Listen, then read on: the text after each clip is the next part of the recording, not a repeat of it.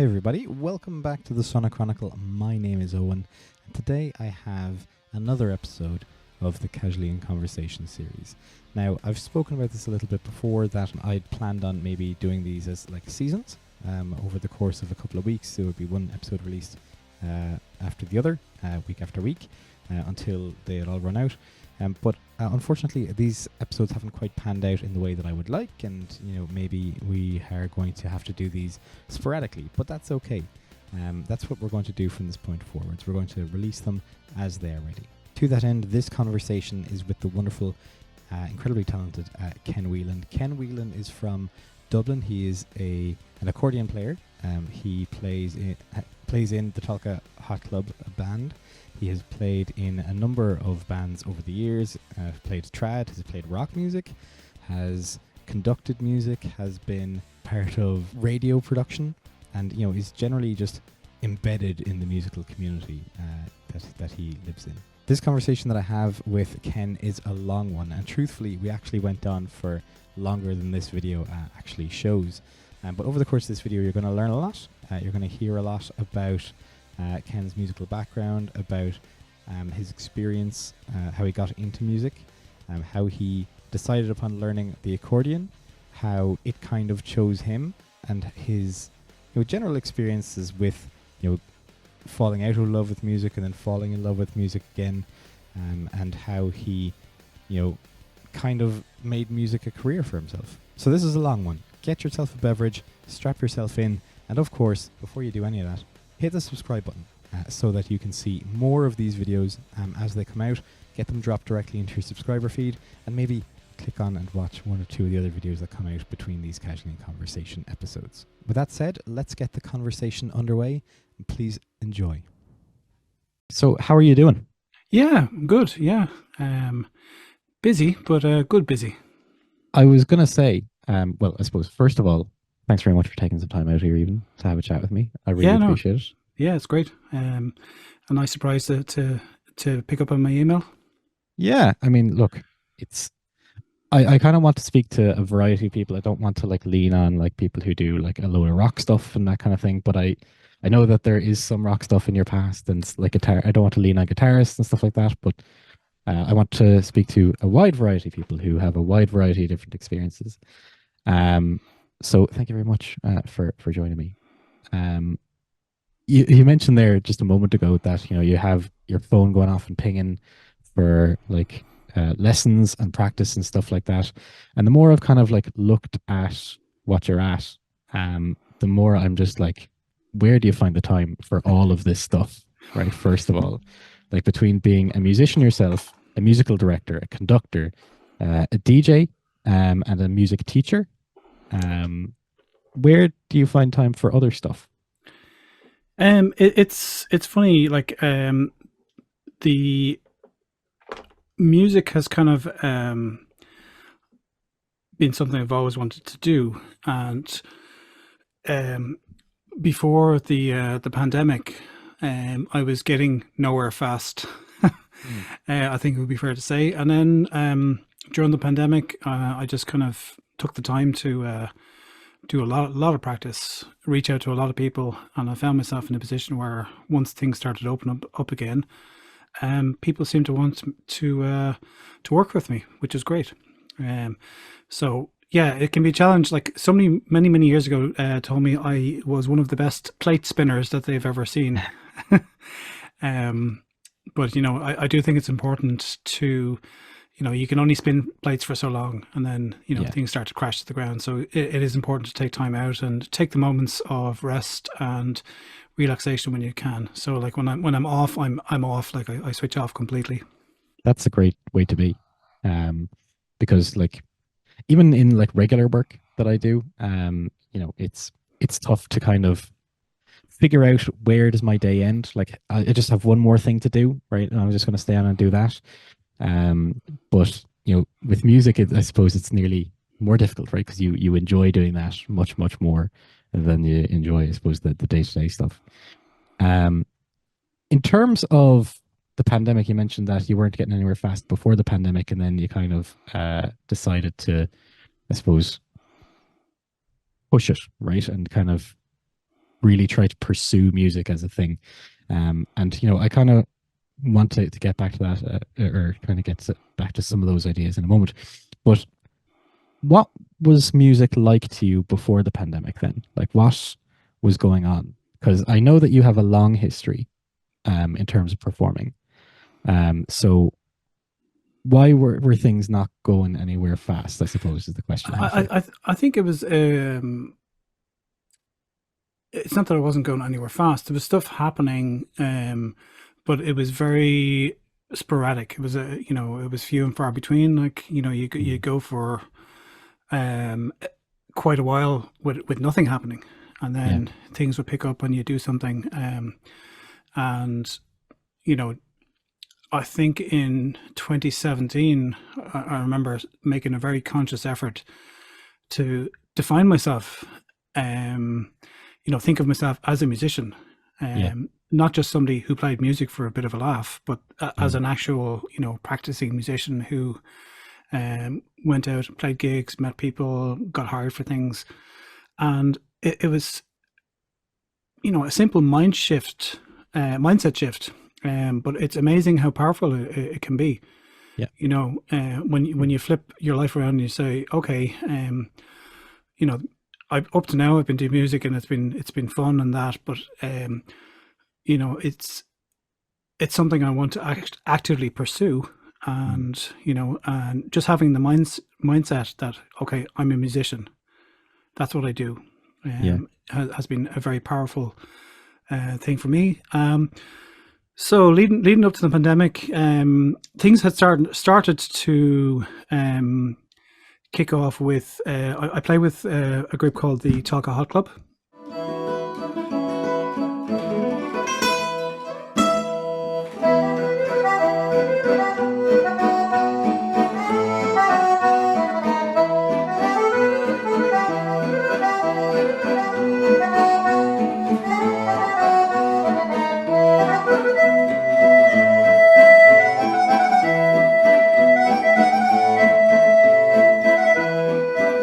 Started doing some recording, and actually we started our album the week before the pandemic restrictions were announced.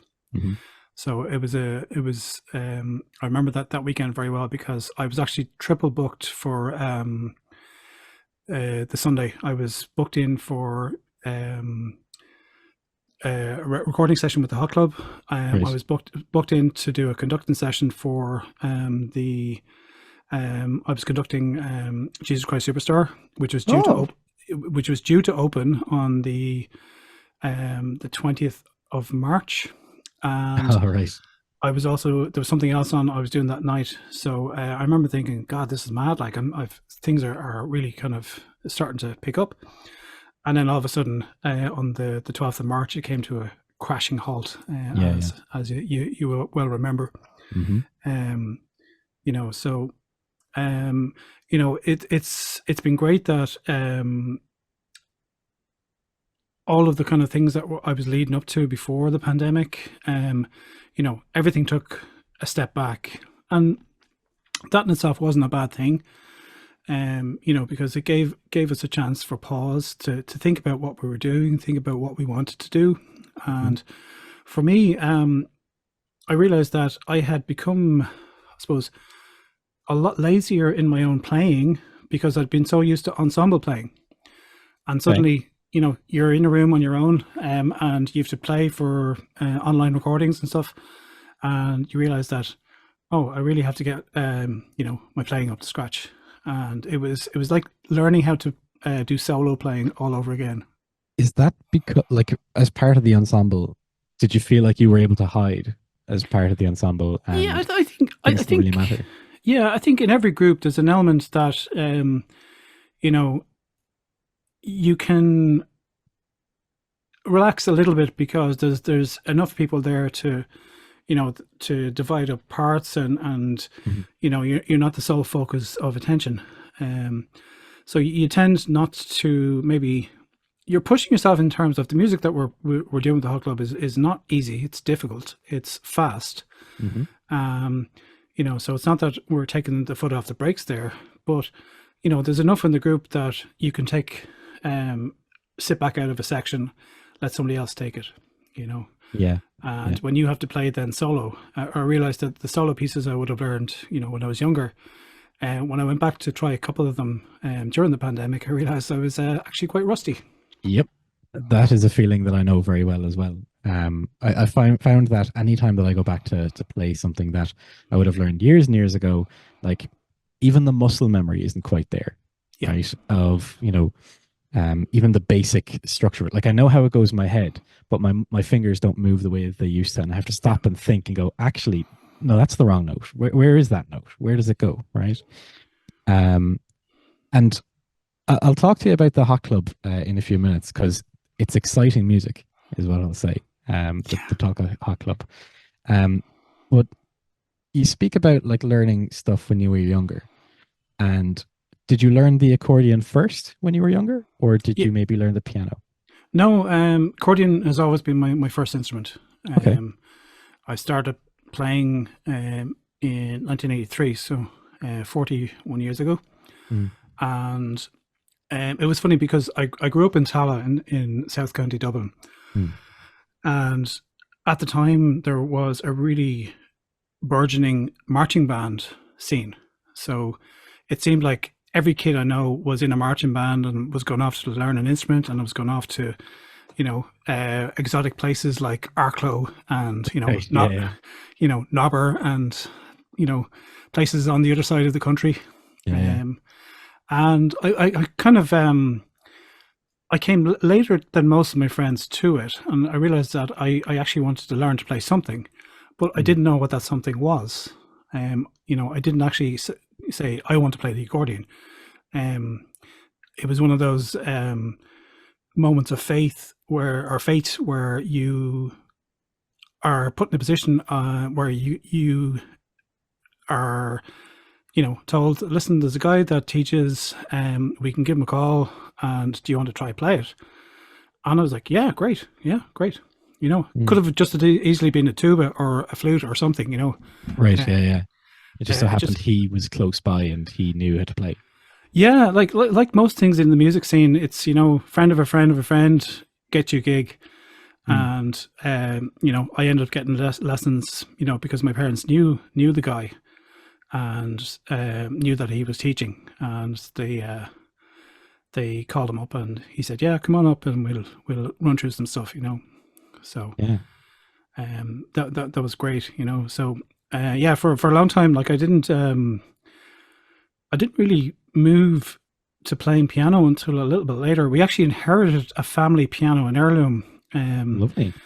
From my maternal grandparents' side of the family.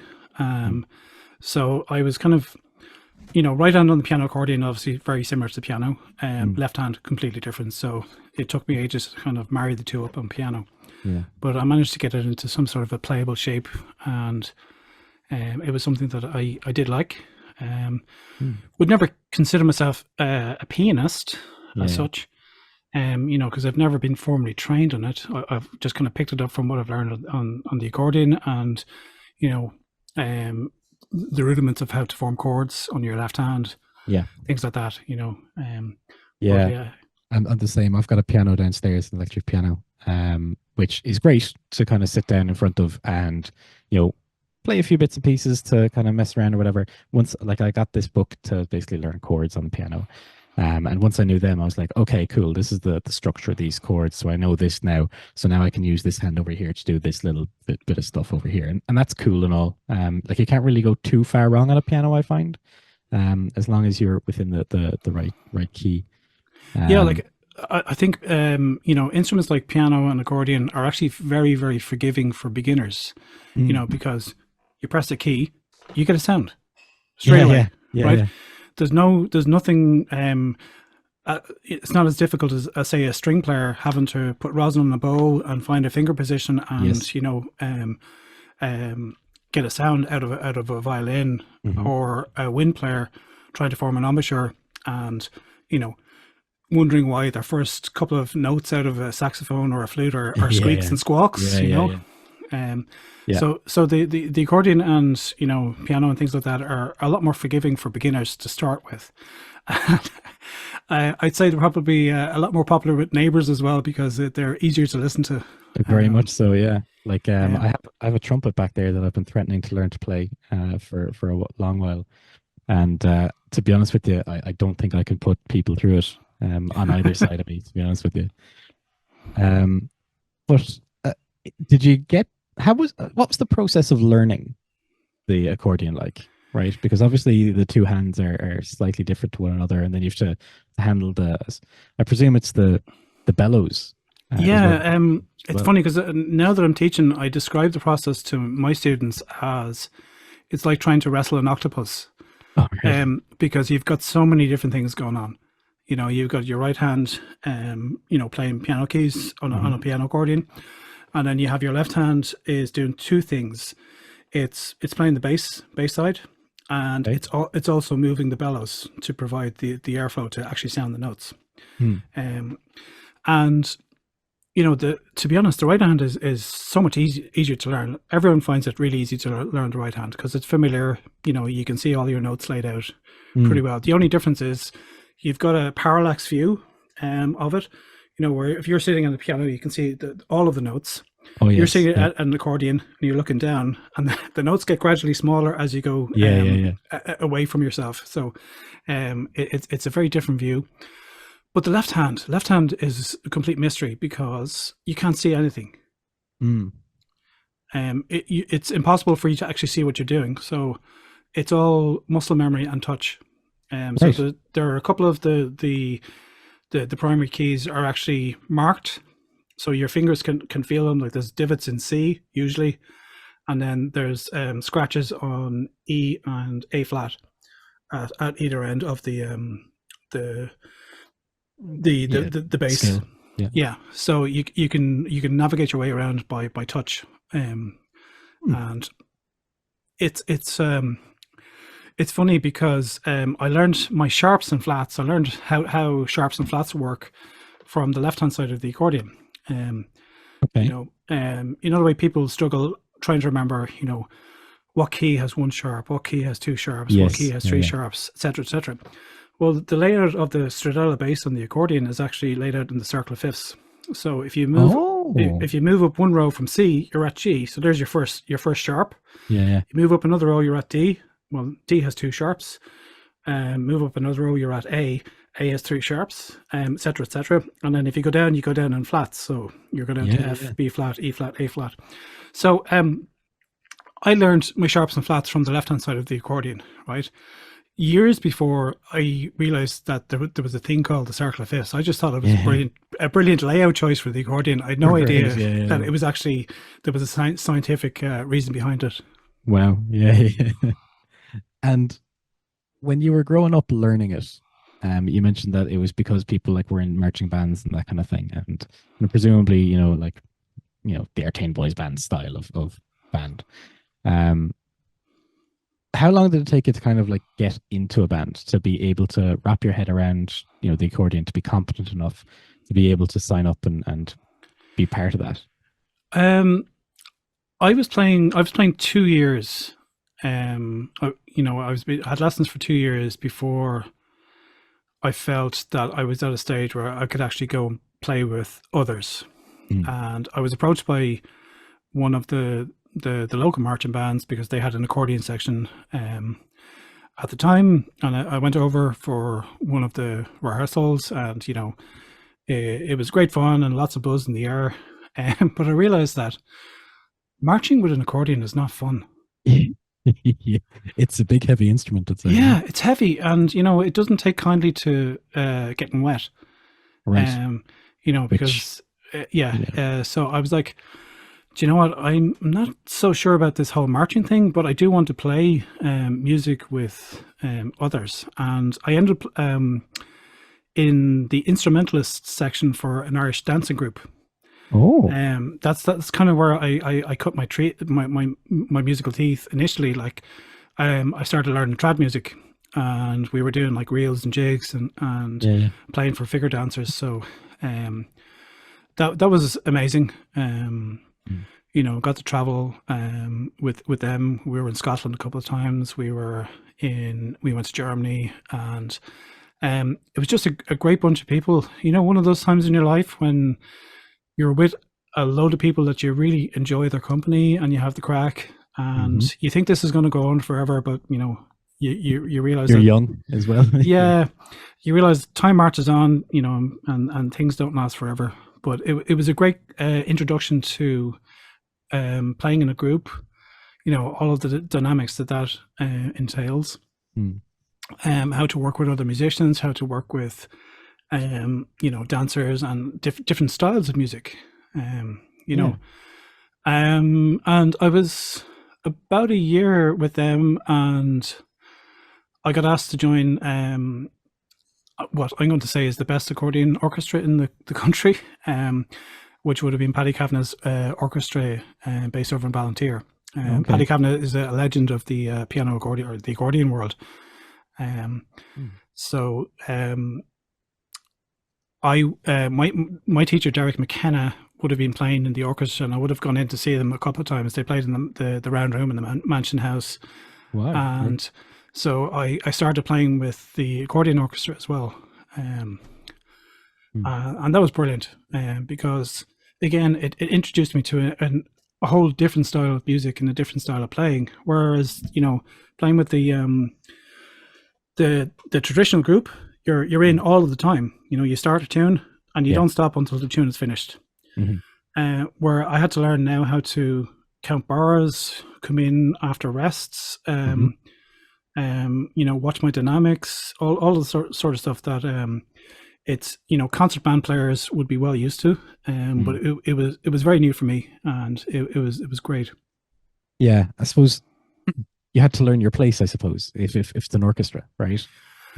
Yeah, because you suddenly going from, like, if you're playing solo pieces where all you have to worry about is yourself playing, and suddenly you're playing a piece and you have to fit like clockwork in with everybody else, and you can't be absolutely blasting it out in a section that needs to be quiet.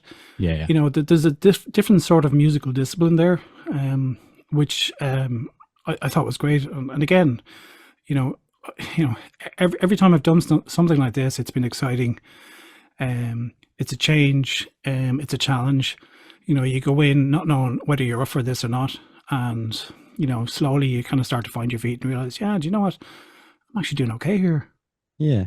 And I suppose then, did that kind of experience, and maybe like building upon that, did that really kind of set you up to form like the Tolka Hot Club, and kind of, I suppose it had already given you plenty of experience in terms of playing with other people, so that when the Tolka Hot Club was formed, like you knew exactly what to do, that kind of thing. Yeah, so I like, well before the Tolka Hot Club, I would have when I was in college, I would have started playing with a kind of, I suppose you'd call it a trad rock / folk group called Caliban. Caliban, yeah. And I've seen the video and it is amazing. Oh, thank you. As well, so we are not alone. We are not alone.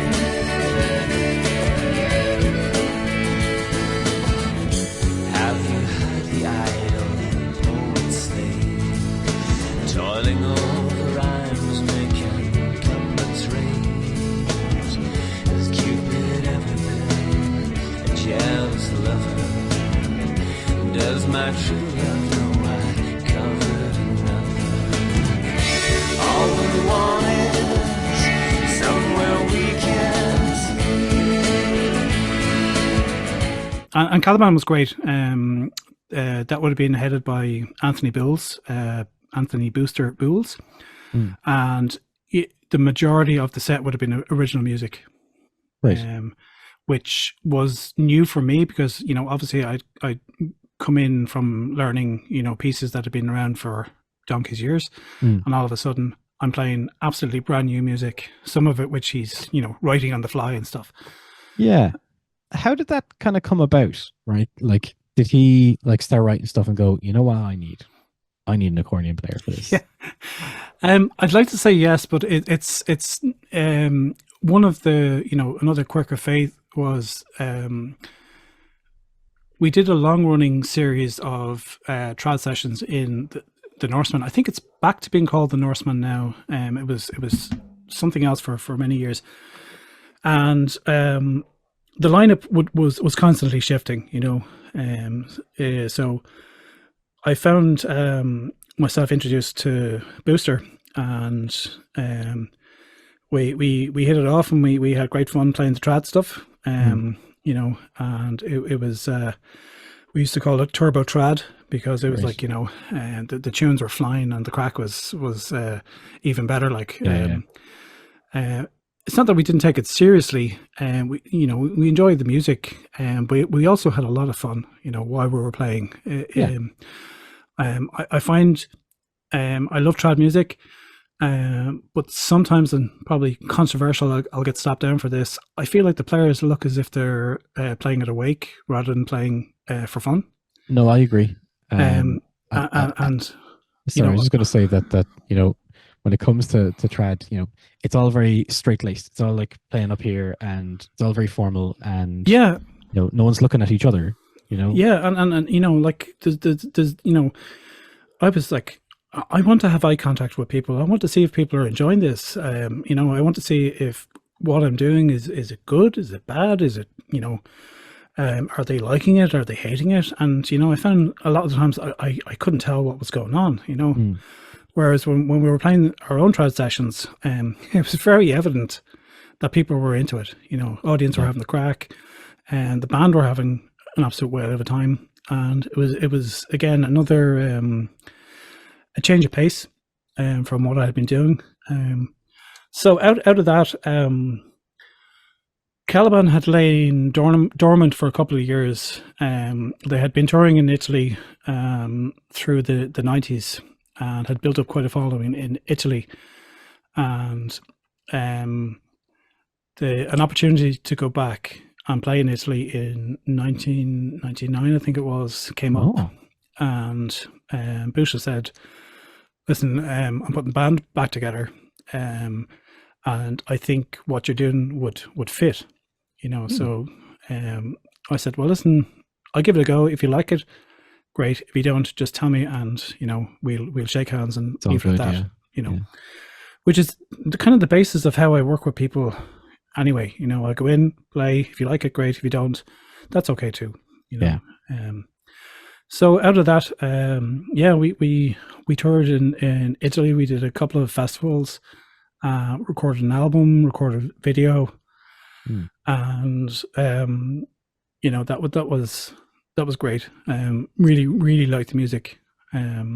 It's fun. It's fun music, right? I listened to Medusa and watched the video, and I couldn't find anything else. I went looking, right, but I couldn't find anything else. Yeah, I'll send you on a couple of stuff. It was, it was in that strange time, pre YouTube and stuff really going online, and actually, when I would have met Anthony while I was still in college. I was in Trinity at the time doing the Masters in Music Technology, Music and Media Technology, right, and my final year project was actually to shoot and edit and present a series of music videos. Very good. So myself and Anthony went around Dublin, and we storyboarded a couple of ideas, and then we just recorded them and put them up on into like a multimedia package for display at the college. Right. Yeah. But you're talking about, like, this is back in the days when computers had 2 gigabyte hard drives. 2 gigs, no, 2 gig hard drives, and 4 megabytes of RAM. So sorry, of course. It was a very laborious process to edit video back in the day. So still have some of that stuff around. I think I have some of it on a long dormant YouTube channel that I'm going to pop into my own, because it was fun, actually.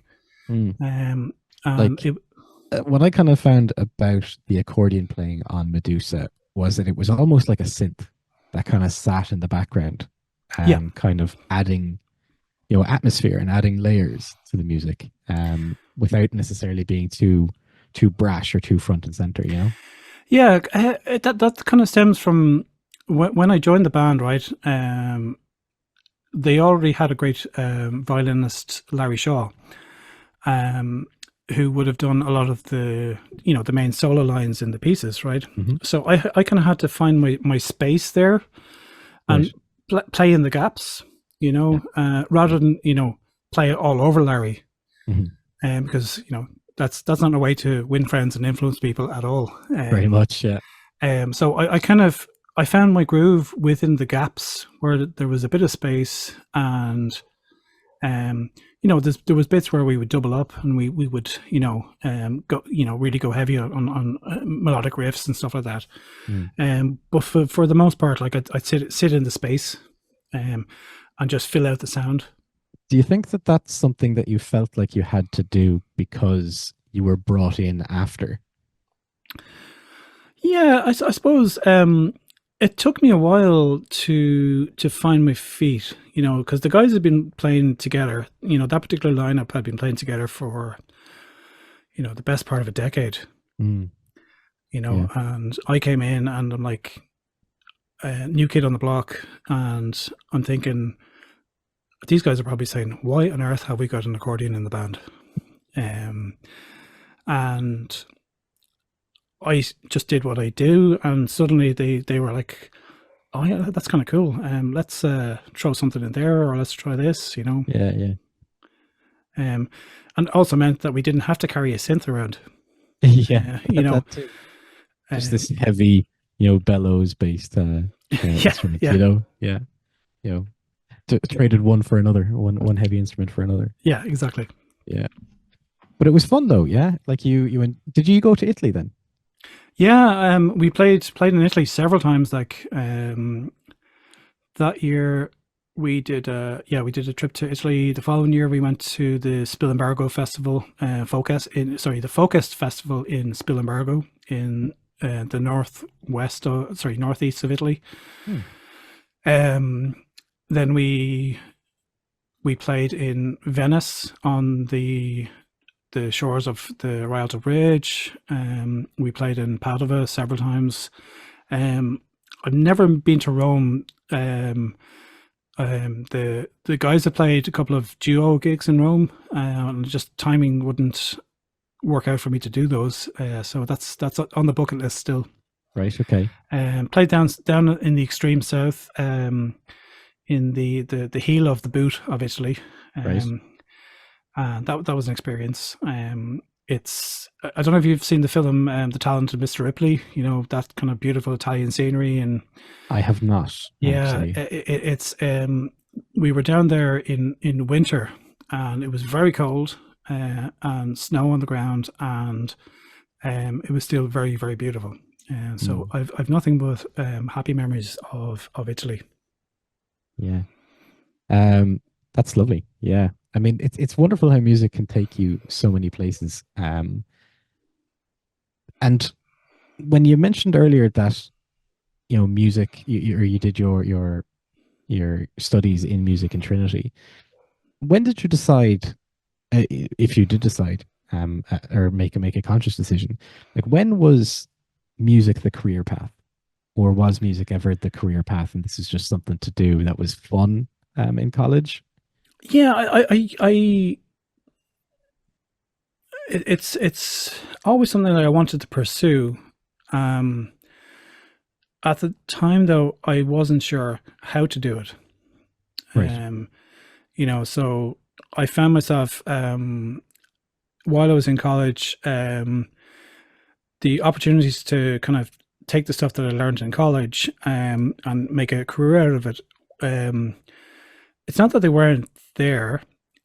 It's just that I wasn't very good at it. I wasn't very good at networking and, Right. meeting people and trying to hustle for work, I suppose. Yeah. So I found myself on an alternative career path for a long time. And um, we bought a house, got married, children came along, responsibilities, and Hmm. music took a backseat for a long time, a very long time. And it's always been there, but it's only Hmm. laterally that it started really to come to the fore. Yeah. Like I completely understand like music taking the back seat. Like I stopped playing for like 10 years, to be honest with you. Like I never stopped like writing music, which is strange to say, I suppose, if I wasn't playing. But I never stopped writing stuff over the course of those 10 years. But then when I kind of decided, listen, I'm back now, right? And I wrote and recorded and released that, like my EP in 2019. In 2018, I was kind of like, okay, I'm actually going to be back now, right? I'm going to start playing gigs again. I'm going to actively pursue them. Something not dissimilar to what you were describing earlier, right? With that mindset shift, Yeah, right? Of like, I'm not going to actually be a musician now, until 2020, and then obviously, things disappeared then as well. And now I've got a 1-year-old, so but again, I can also understand the responsibilities part of that now as well. So it's mad, right? Just how priorities shift so quickly. yeah. Like obviously, when you have small children, your life takes a very different change. And they are your number one focus, and Hmm. that's the way it has to be. Yeah. They're completely dependent on you. I'm in the nice position now where my children are now adults, Mm. and I have you know a lot more time than I would have had when they were younger. Now I was still playing. It's really funny because my eldest is a picture. They were about 6 months old, sitting on a drum kit in Stephen's Green, on the bandstand in Stephen's Green. We Very were good. playing at a festival there, so um, they've kind of grown up knowing that I did a little bit of music, or I played a bit. And Mm. I think it's only as they got kind of older and they realized that, I'm actually um, doing more than they possibly thought I did. Yeah. They see you as daddy first. Yeah. Yeah. And Not this uh, cool musician who toured Italy. Like, yeah, like and that's family. yeah. Family is very important. And it's nice that they've grown up with music in the house, Mm. hearing things, and they both play a little bit, and they've tried various instruments, and they kind of know what they like. um Hmm. but it wasn't something I ever wanted to force on them. It's kind of Yeah. like we left kind of instruments around the house, and if you wanted to try one, go for it. And if you wanted to take it a little bit further, we do lessons and stuff. Yeah. But it wasn't a case of no, sit down there and learn your scales and do Yeah. your rudiments of music, because that's just the easiest way to turn people off music. 100%. Um, you know, 100%. I think if you can foster it in an environment where it's something that they want to do, Hmm. I think it's much more conducive to learning than having this kind of draconian, you must learn music because I did music and I love Yeah. music Yeah. and blah blah blah blah blah. It doesn't lend itself to them enjoying it. Yeah. But also, I suppose, to them finding their own identity Yeah, as well, right? Which, if something isn't part of their identity, they're never going to enjoy it anyway. yeah. Like I've always said to our children, we're going to guide you through life as best we can, but you have to make up your own mind on things. Hmm. We will give you guidance, but we're not going to make the decisions for you. You're at an age now where you're both adults and you can choose your path. Yeah. And because that was how my parents would have done it. Like I wasn't forced into playing music. It was a case of, would you like to? Yeah. And I was like, yes, I would like to. And suddenly I found myself in a position where I was playing. And I kind of wanted to have that for my kids, because I never wanted my children to grow up feeling that they had to be a clone, or Yes. a mini Yeah. me, you know. Yeah. And I felt it was important for them to have their own likes and their own things that they wanted to do. Yeah. Like when it came to me playing music, and I don't know if I've mentioned this before on other conversations I had with other people, but I kind of I kind of stumbled into it a little bit. Like my sister was always, I suppose the musical one in the family for a long time. Like she played like the tin whistle, and well, she enjoyed the whistle and the flute, right? And kind of got into playing trad through playing the flute and that kind of thing. And then my dad arrived home one evening with this horrible 90 pound guitar with sky high action, and he was like, "Ta-da! I've got this for you. You can learn to play this now." And my sister was like, "Dad, like, look, I appreciate it, but I'm playing this other stuff here. I'm not into that." And he's like, "But I've bought it now, right?" And I was just like, I'm here too. Yeah. Hi. You know, Hello. I can learn to play that." And he was just like super shocked, right? He's like, Would you be?" I was like, "Yeah, I'll give that a go," right?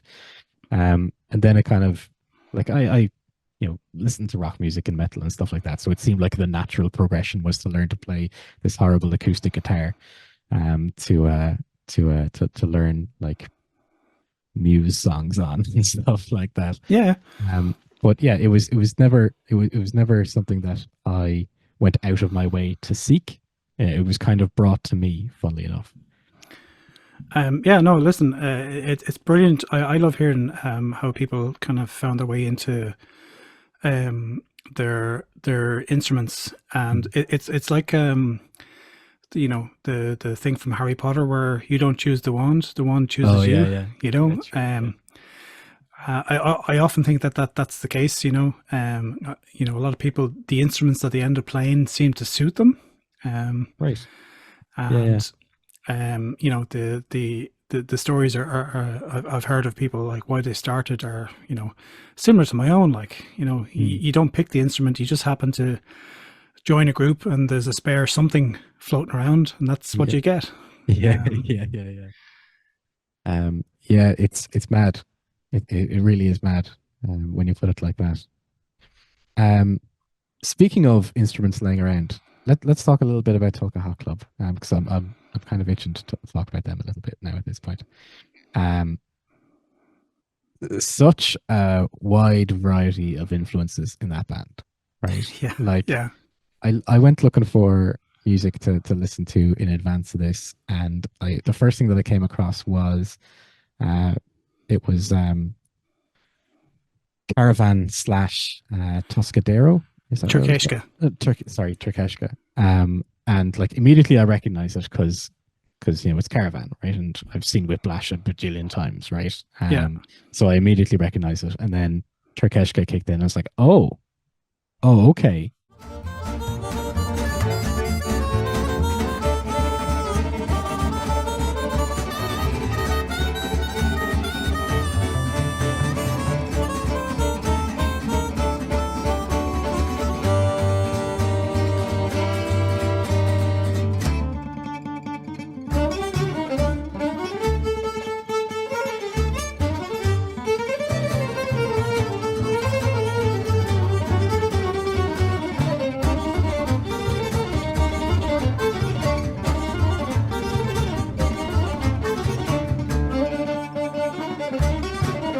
Such like jazz, obviously traditional Turkish music, Balkan music. And then you have Bonjour Mi Amour on your Bandcamp, obviously French. Yeah.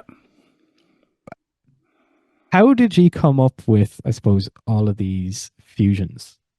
Like, where did this idea come from? I've never heard of this level of fusion before. I think there's a lot of inspiration in the group has come from groups from Eastern Europe, like Tour of the Hydux, who have played with the Kronos Quartet.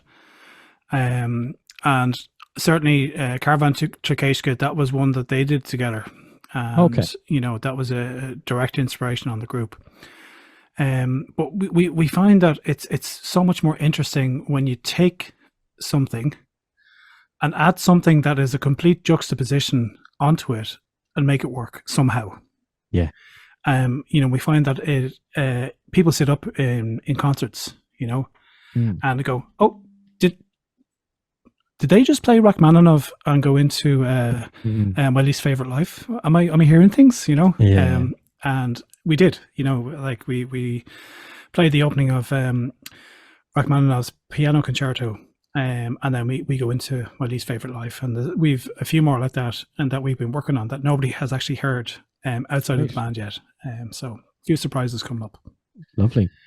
But it's just like you've got 7 people in the band, and everyone comes to it with their own story, with their own musical loves, influences, and everything just kind of gets chucked into a big musical pot, and we work out, okay, what can we do? What can we do that we can make it sound like us, and not just make it sound like us impersonating somebody else? Because there's lots of great stuff that we've popped into the pot, and we've cast it aside, because even though the tunes are great, we're just not doing it justice, and other people do it better. So it tends to be kind of a judicious selection of music that we think will work with the instrumentation that we have. And how does the arrangement process work there? When it comes to all of these songs and the composition of them, and moving between all of these styles, and even fusing them together in odd ways, or even just new ways. How does the writing go? How long does it take to get from point A to point Z? Do you know what? It can be actually surprisingly quick. Right. Because I find myself very lucky to be surrounded in the band by amazing people, and they are really, really on the ball at kind of saying, okay, that's not working, try this. Right. Or, hey, how about if we just shift this here, maybe switch the time signature on this to something else and see if that works, That's interesting. Like it requires a huge amount of, I suppose, in my opinion, a theoretical knowledge, right? To be able to recognize, when a specific time signature isn't working, and to move to something else, right? Like for me, when I think of time signatures, I think of like prog stuff, right? Because that's my background, right? And when I think of prog, I think of bands like Tool and Dream Theater and things like that, right? Who shift and move effortlessly between them because they're that tight of a band. And as a result, I kind of put it in my head that you need to be an incredibly talented and incredibly well-educated musician to be able to do that. So are all of you, I suppose, very well-educated musicians, I suppose? No, and I think that's I don't mean that as in no, we all come. Yeah, I know what you mean. We all come to it from very different backgrounds. I did, I suppose, classical training, and I learned the classical way, and then I had to learn how to play things by ear when I got older. Like Stephen Daly, who is the main man behind the band, he doesn't read music. Right. Incredible guitarist. He has written so much stuff. Like there's a lot more original stuff in the pipeline that we're working our way through. But like he's just a fountain of ideas, and he'll take something and run with it very quickly. But write it down on a sheet of paper, and it's a whole different thing for him. Yeah. And I actually think that's brilliant, because there's a few of us there who are very much of the we've learned from the dots, Right. and we are shifting gears to improvise on the fly now with no dots. So you're on the high wire without a safety net at times. And I think that really leads to an interesting dynamic.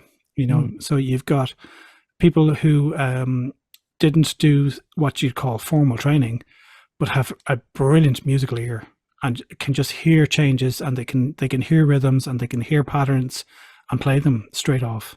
And And then you've got people who, like myself, who are kind of a bit of everything, who can read the dots. Like, my sight reading, I have to say, is it's pretty good. And I can also listen to what's going on around me and adjust on the fly, Right. and that's a skill in itself. And it's It something is. I'm kind of telling my students that, listen, start with the dots, and get a good grounding in learning the fundamentals. But the two most important things that you have as a musician are your ears. You need to listen to what's going on around you, listen to the players, listen to the music, and be able to react accordingly. Yeah. I remember, like, when I was a young fella, when I first started, playing live, right, in some regard, it was basically go down to the local pub on a Friday night, right? A bunch of musicians would show up and bring instruments, sit in a corner, and play just tunes, right? Go, oh, what song do you want to play now? Oh, how does that go? Goes like this. Okay, great. I'm going to do that. And it did kind of require you to, not just improvise, but I suppose, learn quickly, right? Which is an unbelievable skill to have as well, right? Now, I'd say I've lost it over the years, right? But I do think that it really helped me, like, on my journey in my early days. Yeah, like it's we would have grown up with music in the house. We would have had neighbors coming in, parties in the house where there'd be people coming in with guitars and banjos and flutes and whatever, and playing music until all hours.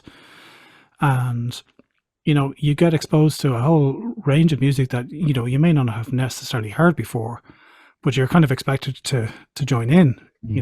And you go, oh, I have no idea what this song is, but I know what key it's in. So that's a good starting point. Yeah.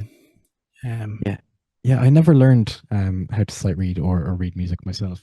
And, I suppose, does your guitarist find that unless you take like a small recording or a small snippet recording, you'll forget stuff? Yeah, like we have gotten into the habit now of recording our rehearsals. Right. Like we had one last night, and we record the rehearsals because we have ideas during the rehearsal of how we should mix stuff around, or there might be a run that isn't working and somebody says, okay, do this. And of course, if you don't write it down or record it in some fashion, you come back the next week and everyone's going, how do we do that? Yeah, I've no idea. So we've started recording all of the rehearsals, and it's really made such a difference. Because we can actually go, listen, this is how we did the turnaround here. This is kind of what we're thinking for arrangements, so viola in first, accordion comes in, then harmonica in, bass drops out, and then back in for the end. And it's so much easier when you can listen back to it rather than trying to explain it in a WhatsApp group and type out an arrangement on a tiny screen. Yeah. Whereas if you can send a 10-second clip of, here's the bridge, this is what we did last night, it makes such a difference. Yeah, like I can't count the number of riffs that I've written and forgotten, because I had nothing to hand, right, to write them down or to record. Yeah, I think that's one of the great things about smartphones. They have their they can be incredibly intrusive at times, but they're also always there with you, and you can just stick on a voice recorder and away you go, leave it run, and you've got a record of what you've done. Some of it is great, some of it not so great at times. Not so great at times, yeah. But that's what rehearsals are for. It's for ironing things out, sorting stuff out, and then making sure you're ready when you hit the stage. Yeah. It's funny. I like most things in my life, I came late to the Hot Club. Right. They were actually going 3 or 4 years before I came along, and I saw a Facebook ad up and looking for an accordionist to do a thing, and I said, oh yeah, hi, accordionist.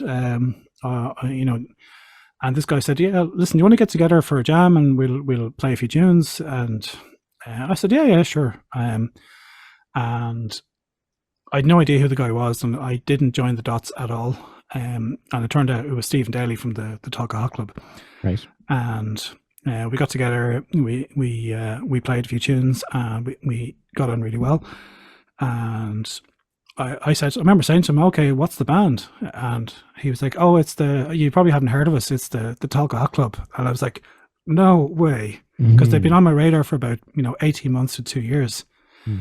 Because he'd been posting stuff up on social media, some of the recordings that they'd been doing in the studio, and sticking stuff up on YouTube.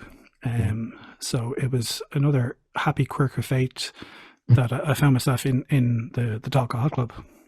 I think that you've to create those opportunities as well, Yeah, I think it's I do agree. It's been in a position where you can say yes to them, and putting yourself in a position where you can play well enough to be able to be confident to say yes, and also have the time to give it. So that's the double-edged sword. That if you don't have the time to put towards it, you could be the best player in the world, but if you're not making rehearsals, or if you're not making gigs, it's never going to work out. So it's been the Hot Club has been great. Like, we were kicking things off, and then the pandemic hit, and then it kind of like everything else, the whole country got turned upside down. But I think we've started finding our feet again over the past 18 months. We've got a lot of airplay on lyric, which has been fantastic. The lyric presenters have been amazing, very, very, very supportive. And the gigs the audiences have been getting bigger and bigger. Like, we had a sellout show in the Civic Theatre in Tala in 2022. We did several runs in Arthur's last year. We did several festivals, and we did a gig in the Unitarian Church April, which was great, with a trio from Berlin. That must be a great feeling, right? To see your crowds go up and up and up. Yeah, it's really funny because the way when you're starting off with a band and it's all your mates going to the gig, and you look around the room and everybody in the room, right? Because all your mates have come out to support you. And the longer you do it, your mates have moved on to other things. They have families, they have lives. Things happen, and that's life. But we found ourselves in a really strange position over the last 18 months where we're going in, and before we'd know half the people, 70% of the people in the room, now we know about 10% of the people in the room. And it's all people who have come either through hearing about us on Lyric, or seeing stuff online, or we've had a few things in some of the online magazines. And does that increase the nerves? I don't think so. Well, I suppose, do you normally get nervous playing a show? Not nervous as such. I think, like a lot of musicians, I'm not going to speak for the rest of the band, but I suffer massively from imposter syndrome. And from speaking to a lot of musicians out there, I'm not alone. Like, I was playing with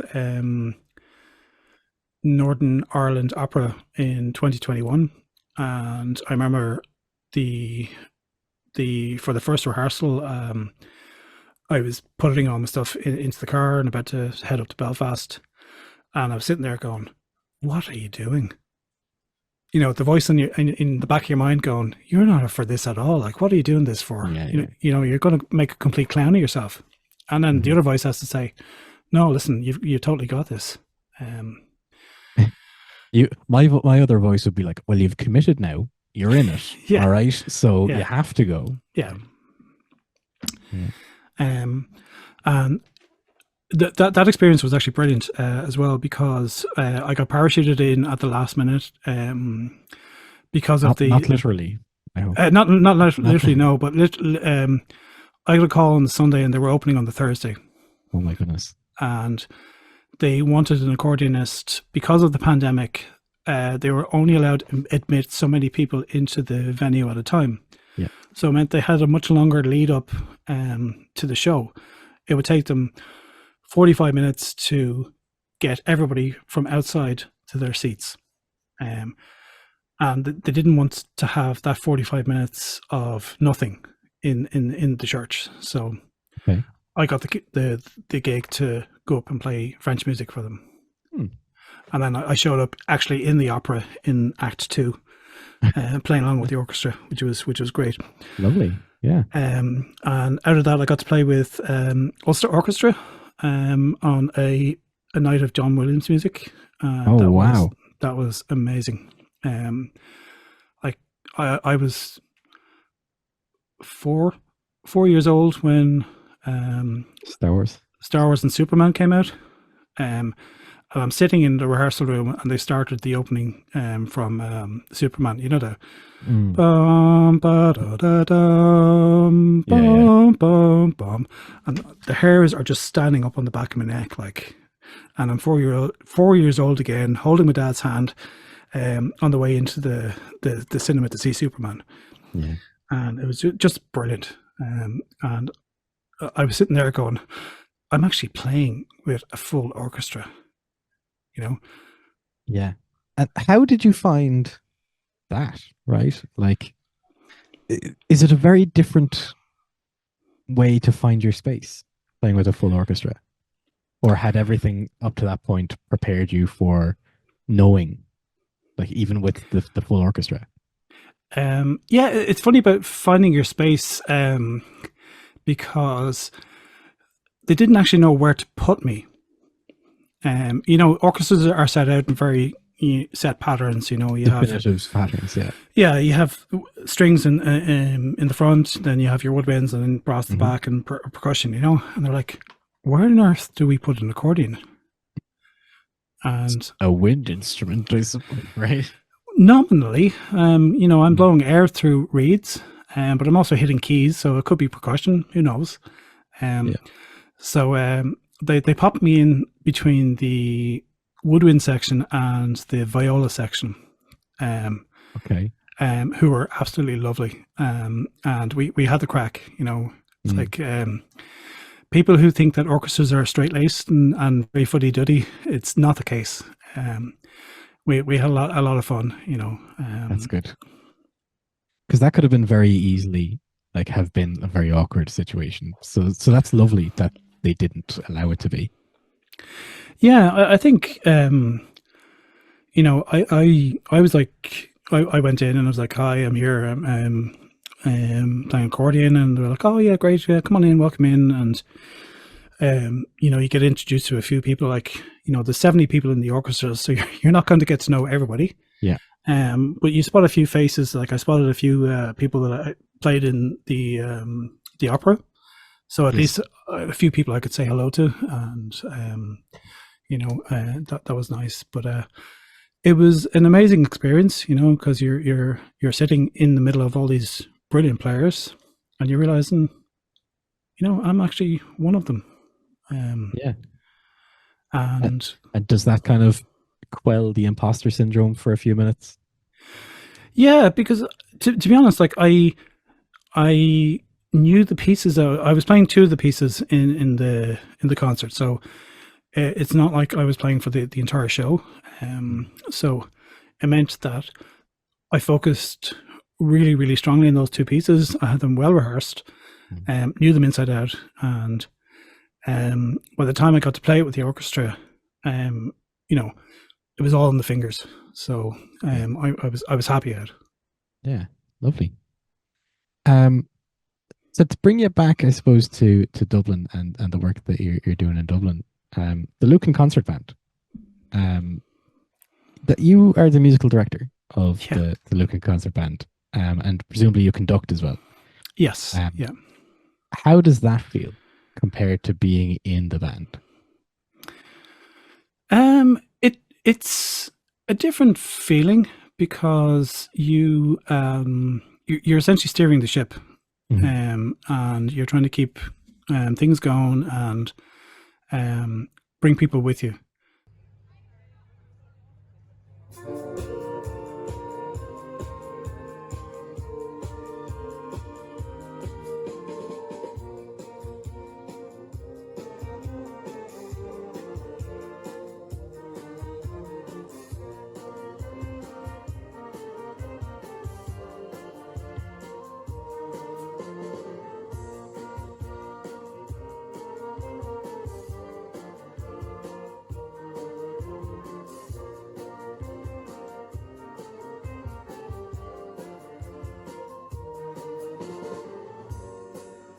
I started off playing in the band. I took up a saxophone as an adult.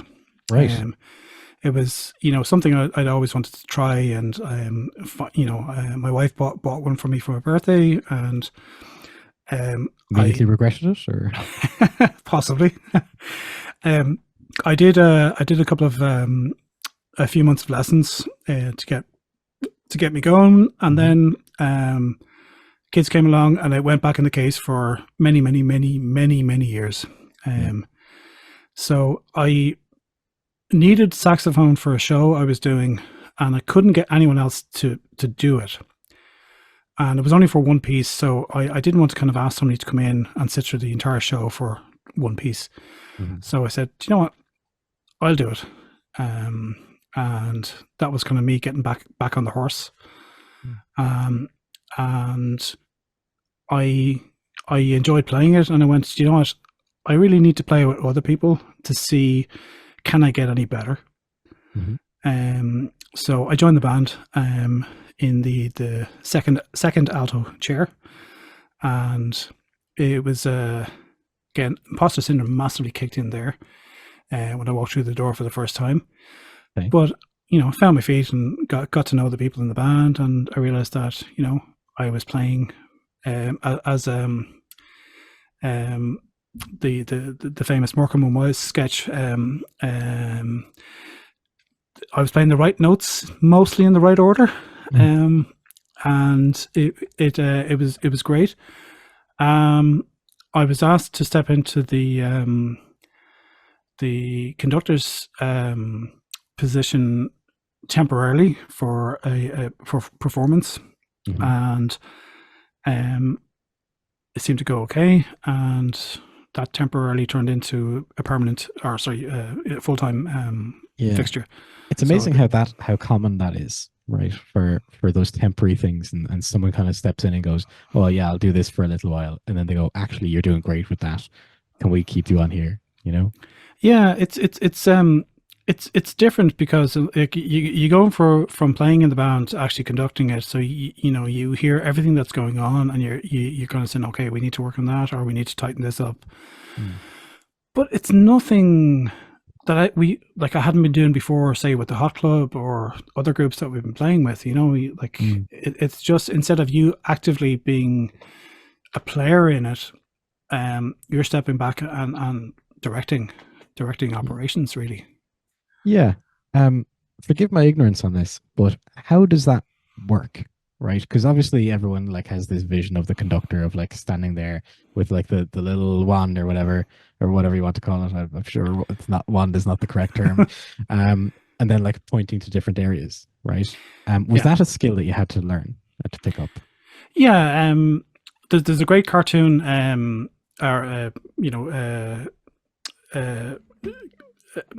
picture where you see the conductor standing in front of the music stand, and the orchestra are facing them, and the audience is behind them, and all that's on the music stand is a sheet of paper that says, wave the baton until the music stops. Right. Okay. Yeah. Which I thought was brilliant. And is that where you learned everything you know, or? No, I did 2 master classes with Emer Noon, the absolutely brilliant conductor and composer from Galway, and learned an amazing amount in a very short space of time with Emer, and tried to take a lot of that on board, and and brought it into conducting. Yeah. Right. And do you feel like you have a lot more control as a conductor, as musical director, or do you feel like you have less in other areas because you're on this side rather than in the band? When you're playing in an orchestra or a band, you're doing your bit, right? Mm. And then you sit out and you wait for your next bit. So the only bits you can influence are the bits that you're playing in, whereas the conductor is watching everything. When I've got a sheet with all of the parts in front of me, and I've generally you do score preparation first, and you mark up the bits where, okay, horns are coming in here, trumpets coming in here, flutes coming in here. These are the key bits, so you know where to turn to cue people and to make sure that they're coming in at the right places. Right. So a lot of it is done before you even get to the band. Right. You're listening to the pieces, you're reading through the scores, and you're preparing yourself, thinking, okay, I have to slow the band down here over these 2 bars, and then we have to shift time signatures. How am I going to do that? Mm. And you're saying, okay, this is how I'm going to do it, and how am I going to relay that now to the band? Yeah. So you're working out a way of getting your thoughts on how you want to do something out of your head, and presenting them in something resembling coherent English to the band. Yeah. Because a lot of people who are insanely talented, musicians, may not always make great conductors. Mhm. Because they're so good, they have all of this stuff in their head, but they're not able to actually relay how to do something to a group of people. Yeah, the communication piece is there, right? Yeah. So that was something I had to work on. I'm not saying I'm an amazing musician by any stretch of the imagination, but I had to kind of really. I would be naturally a very quiet person. I'm not the most demonstrative. If we met in a bar, I'd say hello, and if we got talking about something, it'd be great. But I'm kind of not introverted, but I wouldn't be. I get you. I get what you mean entirely. Yeah, I wouldn't be very effusive, and you have to kind of get over that when you're conducting the band, because the band needs you to be very clear on what you want. Yeah, it's amazing how many musicians I meet and speak to who don't like being front and center of stuff. Oh yeah, totally. Yeah, it's mental. Yeah, right? Like I never wanted to be the front man in the band. Mhm. When I was growing up learning music, I always wanted to be the guy in the keys at the back, doing all the cool stuff, and Yeah. but not having all eyes on him, I never wanted to be Bono or Jim Kerr or Bruce Springsteen. I always wanted to be the other guy. Yeah, it's weird. I did always want to be the guy, and I was for a while. And it's great. It's incredible fun, right? Especially when it's going well, right? It's not so much fun when it's not going as well. But as soon as you can get one person involved, it's like, you're my guy, right? I'm going to focus on you for the night, and other people will kind of get caught up in that energy, and then you feed off that energy, and then you kind of go from there. But then as soon as it's done, it's like, I need to go for a rest now. That's it. My daughter puts it that she has a social battery, and she can only take people for this much, and then her social battery wears down, and she just needs time away to recharge the social battery. And I'd be very much like that. I do enjoy being around people. I love playing with people. I think that's where the magic happens in music, when you get in a room with other people and you get to play. But I do enjoy stepping away then and having a bit of quiet time. Yeah. And just recharging, and then thinking, okay, that went pretty okay. Anything I'd change? I might do this next time, or I might try this, or this idea might work with the group. So it's finding the balance, I think, is the key. Yeah. Because I always think of conducting the band in that people are giving up their time to be there, and they want to play, they want to have fun, they want to learn, they want to get better. They don't necessarily want to hear you rabbiting on every single night. So sometimes you have to explain something, and I try and keep it as short as possible when I do that. Keep it concise so that we can get on with playing. Yeah, the fun part, I suppose. The fun part, yeah. Because everyone's there to play, and if the time between the playing gets longer and longer, you start losing the dressing room, I suppose will be the phrase. 100%. 100%. So you try and keep people engaged. Yeah, I always found that with choir singing that I used to do. Like the guy that was the musical director was very, very talented, very well able to kind of like break down vocal parts, design, the musical parts or whatever. But because I was a man, right, I was immediately put into bass, right? Because you don't have enough men in a choir. You never have men in a choir, right? So any men that are in a choir, you're bass, right? And I was like, okay, great, that's fine. I'll do this. And then it was like, okay, bass, here's your part. I was like, and it's so boring, right, for the whole thing, right? And then you hear what's going on with the other parts, with the altos and the sopranos and it's so much more fun. Yeah. Right.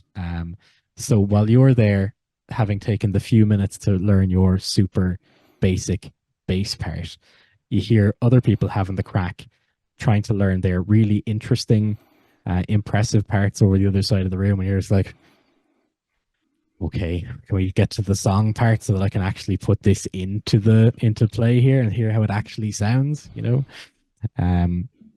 I didn't spend a lot of time in choirs. I'm sure you can.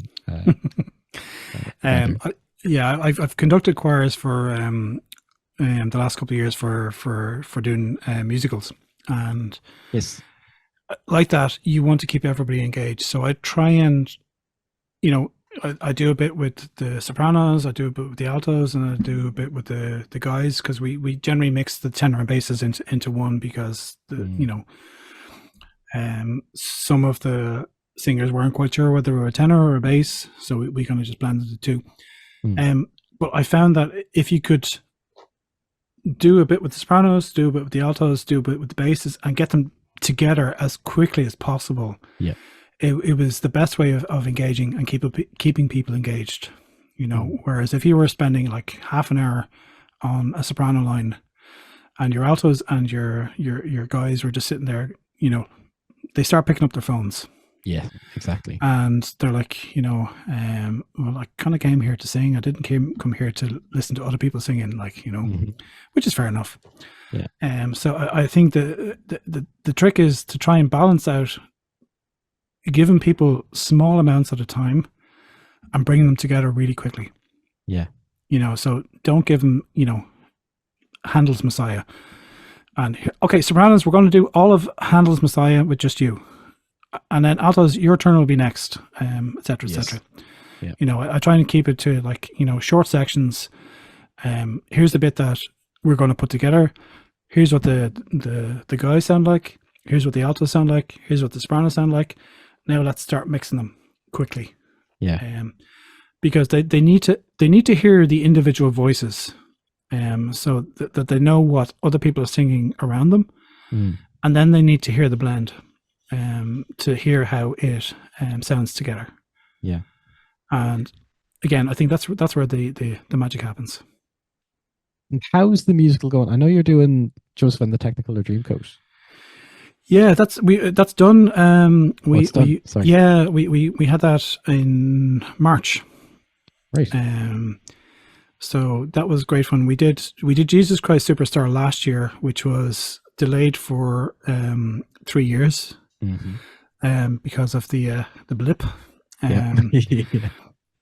Yeah, good And luck. it was very emotional, because for the longest time we didn't know whether we'd actually get to stage it, because you have to apply for the rights for these shows, and Hey. you only get the rights for a certain amount of time, and then you have to try and bring people back together, and people have suddenly found other things in the midst of the pandemic that they enjoy doing. Mhm. So it was very emotional when we all came back together for the first rehearsal. Mm. And I think actually getting to do the show, it was very cathartic. It was almost like we put the pandemic to bed. Yeah. We left that period behind us. It was This done. is our coming out party. Yeah, pretty much. Yeah. And Jesus Christ Superstar is a brilliant musical. It is a brilliant musical. It's amazing. It's one of my favorites, possibly my favorite, but it's very intense. One of my favorite memories of school actually is I had a wonderful teacher in many ways, pretty awful teacher in others, but I digress. She had a big record collection, right? And she used to like stick records on. Like that's how I kind of became acquainted with classical music as well in a lot of ways. That she used to play the Planet Suite by Holst, and the Camille Saint-Saëns March of the Animals and the Dance Macabre and stuff like that, right? Yeah. But also as part of that, she used to play musical stuff, right? Like, and in particular stuff that was related to religion, right? So Jesus Christ Superstar was part of that, and the idea of like Pharaoh being like this Elvis-like figure, that really sticks with me, and has really stuck with me throughout my life as well. So that's kind of what my introduction to Jesus Christ Superstar in particular was, and then my mum had a VHS tape that got watched a number of times. Yeah. I think the movie from the 70s is actually quite trippy. It's I don't know if you've seen it recently or not recently, no. But it's like there's tanks and planes and everything in it. In Judea of whatever century it was. It's just it's bonkers. Yeah, it's a very intense musical to conduct. Very intense for the players. Because the subject matter is a lot heavier than the stuff in Joseph. Joseph was much more fun, much more light in terms of content. And it was funny. It was like Jesus Christ Superstar represented the pain and anguish that we all went through during the pandemic. Mm. And Joseph represented the joy that we had when we were finally done with it. Yeah, it's like I suppose lyrically speaking, and I return to the beginning, right? Yeah. So yeah, before it all kind of kicked off, we get that coming out with our own coats of many colors. Yeah. And we it was important to me that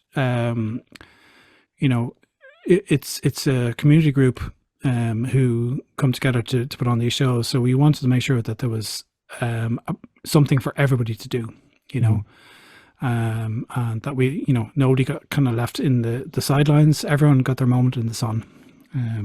That's brilliant. Yeah. And I hope that we set it to do that, and I hope we did it. Because I've been blessed with a lot of the opportunities that have come my way, and I'm thankful for them, and I'm very conscious of them. Mm-hmm. And I realize that a lot of people don't ever get to have those kind of opportunities. Stuff that we may take for granted. You don't realize that a lot of people will never set foot on a stage. Yeah. They'll never have that feeling of making music or art or with other people. Not even that, but like even having the opportunity to, as you say, like put foot on a stage and imagine themselves being front and center, and like having that spotlight down on them, and like having a flash dance moment or stuff like that. Yeah, exactly. I'm firmly of the opinion that there's a moment in the sun for everybody. Mm-hmm. You just kind of need to find where that is. And like I've been, I've had a lot of opportunities, very thankful for them, but I've also been passed over for a lot of things. Like most musicians, rejection is part of the business. You pitch for stuff, you don't get it. You audition for things, you don't get in, and that happens. And it's not a nice feeling. It's character building. And a lot of people never get that opportunity to do that. And I think that's why it's brilliant that there's so many programs around the country to bring people in to play music, say, who wouldn't have had an opportunity as a child, or said, "Oh, I'd love to play clarinet," or "I'd love to play violin." Yeah. But my parents didn't have the money, or I was working, or there were financial reasons or time reasons. Mm-hmm. And I think that's brilliant that we see so many initiatives around the country now where people are given an opportunity to play, to learn an instrument, or learn in a choir. Mm-hmm. And no matter what their age, their skill level, they get a shot. Yeah, Music Gen is one of the greatest things I think that has happened to young people in this country in a long time, like from a government perspective. And the fact that it's funded by the ETB, but also apparently Bono, somewhat is pretty nuts. And the fact that it also teaches people to be like, okay, here's how you can get together and how you can like make music and stuff like that, and that's great. That's part of it. Well, it's the big part of it, right? But also, here's how you brand yourself. Here's how you market yourself. Here's how you go about setting up on a stage. Here's how you go about running a mixer and all that kind of stuff. It's not just about the performance, it's about all of the things around the performance as well. Yeah, and totally, because it teaches you, not just the musical skills, but also the life skills. Mm-hmm. Turn up on time. Turn up on time is the key one. Have your gear ready. Have spare strings, whatever you play, have spares. Mm-hmm. And just be polite to people. The stage crew who are at the venue have probably been there for hours before you arrive, mm-hmm. and maybe there for ages after you leave, tearing stuff down. Always thank the sound guy. Yeah. Always thank the venue. At the very least, be nice to the sound guy because he controls how you sound. Yeah. Right. Yeah. Totally. At the very least, right? If for no other reason, right? Yeah, and I think Music Generation is certainly a great resource for that. For bringing young people together, and it's putting the instruments in children's hands and giving them the opportunity to play. No matter what that instrument is, right? So it could be a violin, it could be a guitar, ukulele, accordion, it could be a set of decks. Yes. It could be somebody making beats. These are all very, very valid skills and very enjoyable skills and things that will bring people together. And I think it's amazing that we have something like that is around the country, and so many musicians have been employed because of it. Mm-hmm. And they're providing tuition now for a younger generation to see if they can give this music thing a crack. It's becoming less likely that they are able to, sadly. In terms of like making it a career for themselves, but at least this way they have a shot.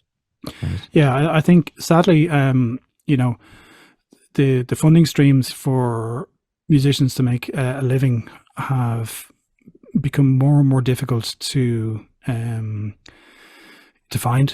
Mm-hmm. Whereas you would have made made it money from album sales, that's gone. Yep. You would have made more money from touring. That's less and less unless you tour abroad. You're not going to make very much money in Ireland. Primarily merchandise these Yeah. days that people make money off, but I imagine that someone will find a way to kind of stick their oar in there some way as well to kind of mitigate the amount that you can make off of that. Yeah, and I think it's unfortunate, and this is why things like the government scheme, I can't remember the name of it, BIA, the funding the artists, Right. to give them basic income is really important. Oh yes. Yeah. Because it gives people the time and space to actually develop their craft, and not have to take that second and third job in order to live or pay rent. Yeah, like there's elements of like the grant stuff that I don't necessarily agree too much with. Like when you kind of like start to peel away at some of the layers of it, you kind of start to see that some of the money starts to go to the same people, and some of that money is caught up with politicians and who have like a familial or nepotism kind of system going on there. But the fact that it exists at all and someone might benefit from it, you kind of take the rough with the smooth there. Yeah, and I think there's a lot of people who are continuing their craft who may have been considering just packing it in, and I think that's a good thing. I agree. I mentioned it like on a video quite recently about like bands like Grizzly Bear. Like I don't know if you've heard of Grizzly Bear, a big indie band, American based. Basically, they had to give up and find real jobs, if you pardon the expression, because they couldn't afford to tour anymore. Yeah, right. And they were a big band in America. Yeah, it's insane. Like I know it's really difficult for Irish artists to go to America, because the visa costs are now astronomical. But I'm also talking to bands from the UK, and they can't. They would have made the bulk of their money touring Europe, and they can't do that anymore.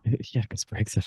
Because of Brexit, and because the paperwork involved means that before they've even put their gear into a van, they're already at a loss. Yeah. Like I've talked to a lot of musician friends from the UK, and they're coming here more and more because it's the only place that they can actually come without having to do an absolute raft of paperwork. It's the pre-travel area, yeah. Whereas if they get on the ferry or go to Amsterdam or Berlin or play in France, they have to sign the carnet for all of the gear that they're bringing. There's taxes, there's a huge amount of paperwork, and for a small band who weren't making that much anyway, that can just tip you over the edge. It's prohibitively expensive, right? Yeah. Like why would you go and play these places when you're going to effectively be paying to play, which is another thing I don't agree with. It's mad. I feel like maybe we should have ended the conversation where we're talking about the positivity of Joseph and his Technicolor Dreamcoat. Yeah, I'd listen. You got music. You got to take the rough with the smooth, I think. Yeah. It's character building. I said that earlier. I mean, there is a lot of character to be built out of music, right? Like you do kind of have all these experiences, like the positive and the negative, and like in the same way as as we talked about earlier, that you can get a lot of opportunities. You can create a lot of opportunities, but equally you can squander them as well at times. I know there's a number of them that I've blown, right, from just not necessarily like speaking to people poorly or anything like that, but I remember like one thing, I was trying to join a band here in Galway when I first moved up, and when I moved up I went for a jam with two lads, a guitarist and a drummer, and I was like, okay, Grant, you've got original stuff, work away, I'll start writing stuff and I'll chime in when I want. And at the end of the jam session they were like, okay, cool, we'll give you a call the next few days. I was working nights at the time, right? So the lads were trying to call me, my phone was on silent, slept through the phone call, right, and never heard from them again, right? So like those are the kinds of things that just happen, right? It's not necessarily your fault. You just miss that opportunity, and Yeah. another one may come along, and you just need to grab that one when it does. Yeah, and I think occasionally opportunities come at a time in our lives when we're not ready for them for whatever reason, so sometimes you take on something and you realize, do you know what? I'm not actually the right fit for this at this point in time. And sometimes you have to say no, and musicians hate saying no. You hate turning down work, but at times you have to say, listen, I think you might be better off looking elsewhere for this particular project, Yeah. So that's like when the things come in that are a good fit, very, very, very thankful, and very appreciative of them. And it seems as though you've had quite a lot of them over the course of your career. As we've kind of been talking here. I realize that it's been an hour and a half, so I apologize for taking up so much of your time. We might leave it there. Okay. Yeah. But thank you so much, Ken, for your time. I really appreciate it. Taking some time to chat about your career, or chat about music. And do you have anything you want to plug, actually? I do, actually. The Tolka Hot Club, mentioned several times earlier, are playing at the Mount Shannon Arts Festival this weekend, and we will have an album out later in the year. So you can keep an eye out on all the social media channels for us. To be honest with you, this probably won't go out before the weekend. Yeah, I was just thinking that. Keep an eye out for the album, certainly. Later in the year. Okay. Ken, thank you so much for your time. You've been very brilliant. generous. Yeah, super. Thanks, Owen.